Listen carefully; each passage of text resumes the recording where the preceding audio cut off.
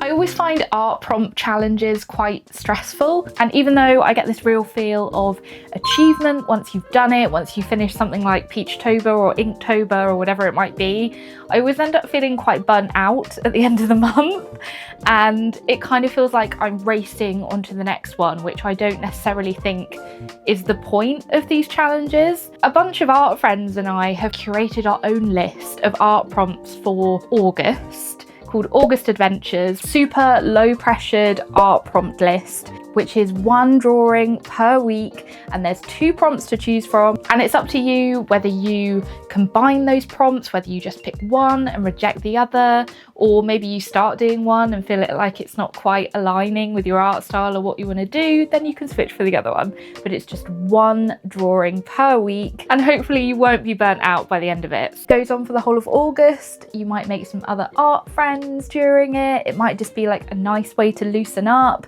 However you decide to interpret it, we've got so many lovely talented hosts who all have really different styles, so I think it's going to be like a really cool opportunity to see like different interpretations of the prompts and different mediums that they're interpreted in as well. But yeah, like, oh, some of the paintings and the drawings and just the creativity is mwah, chef's kiss. So if you'd like to join us, we'll be doing it primarily on Instagram, and you can find it through my Instagram link below at XANTHE Simmons, and there you'll be able to see pinned to the top of my profile August Adventures, and you'll be able to find all the hosts in there. I wanted to talk you through the first prompt, which is bloom/journey. So I want to go through some highlights and some lowlights of this particular prompt and how I've approached it. I really went through quite a lot of changes with this one. I don't think I had like a fully fleshed out idea. I just had a concept of some little woodland creatures making the forest bloom, and I kind of thought it'd be cute if they were on like a little parade or journey as they go through the forest, and then you see the flowers blooming, and that was basically the whole idea. I also did fairies for my first little prompt list, and initially I thought that perhaps I would do fairies for like the rest of the theme of these prompts. However, it's turned out that that's not now the case, and I think it might just be whimsical. And I had the idea of this massive kind of forest spirit style frog who would walk through with the fairies, and then the flowers would bloom. And as I continued to do that, I made like a little colour key, and I thought it was working really nicely. I thought it would be nice to kind of set it around sunrise, and I then started to realise that actually it wasn't obvious that the frog was huge. It actually just looked like my proportions were really off. So I decided to kind of scrap that to try and fix it by adding other whimsical characters from the forest. So initially I added my badger, who I love. I think the badger is my favourite part of this whole drawing, and I attempted to add a hedgehog as well. I think the hedgehog's also quite cute, to be fair. And finally a squirrel, which came way later. But when I added all those together, again, because the size of them just didn't work in terms of like composition, and there was just a lot going on, I then shrunk them down quite significantly and essentially made them the size that they would be if they were on their hind legs walking through a forest. And I think this worked a lot better, but I think then, because my composition was going to be something different, it then all started to get a bit murky, and I tend to not be able to leave things alone when it comes to decorative items, or I just like fiddly bits of illustrations, and I don't necessarily know when to stop. Add to it and add to it and add to it and add to it and add to it, and then it sort of loses that nice illustrated style. And I think the thing that really frustrated me with this was that I'm not comfortable in my style yet, and I used to be really comfortable in my style and knew what it was, whereas now it doesn't quite feel like me, and I feel like I need to get out of my iPad and the computer in a way and actually start making stuff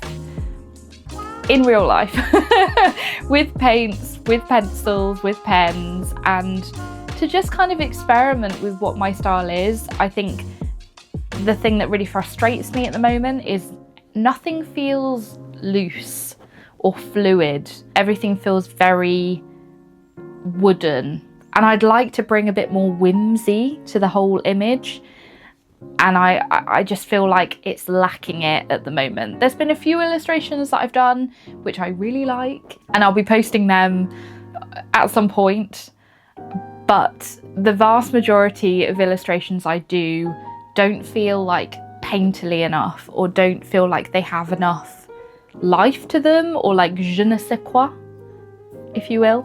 So that I'm kind of struggling with, and I think that's more of an identity issue. I'm not entirely sure, but what I will say is I really love to draw creatures and little cute characters, and that's something that I think I can do really well.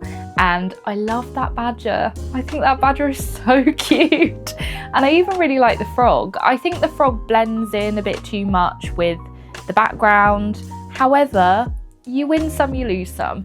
And my squirrel, he's not my favourite, but I think I did need to add another animal to kind of balance it and to not have like a weird gap at the end. So I think that worked quite well, but again, not my favourite. And the hedgehog, he's cute. There's a few bits I'd change. Again, in terms of like values and stuff, I would sort of change it, but he's fine. He's sweet. He's good. I also really like the way that I've done my flowers. I think I should have probably done more like research into the flower shapes and things, but because of time and all of that stuff, I just kind of drew them off the cuff and went to my go-tos. So we've got like some bluebells in there, we've got some daisies, we've got some tulips, got all sorts. But I did try to keep them to summer flowers, but whether or not they like all bloom in the same place is another thing entirely.